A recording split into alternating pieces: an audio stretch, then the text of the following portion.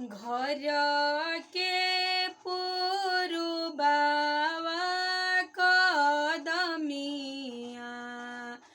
कदम भइले काचानार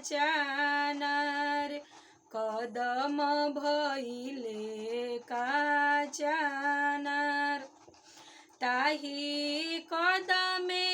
सुतेलन कवनी देव गोड़े मुड़े चदर तान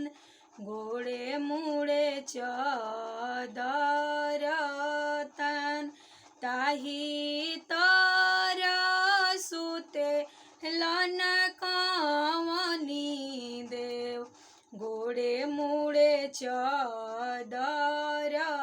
तान गोड़े मुड़े चदर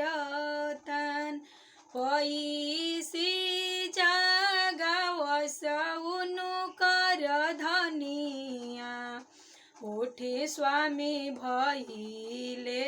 बिहान उठी प्रभु भइले बिहान भोर भइले मोरवा बोलले भइले अरघिया के बेर भइले पूजनमा के बेर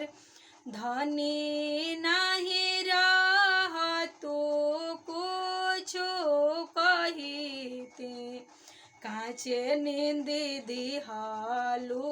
जागाय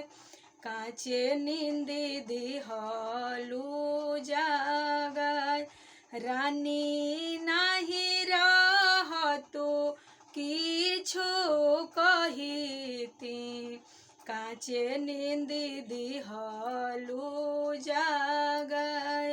काचे निंदी दिहलु जागाय।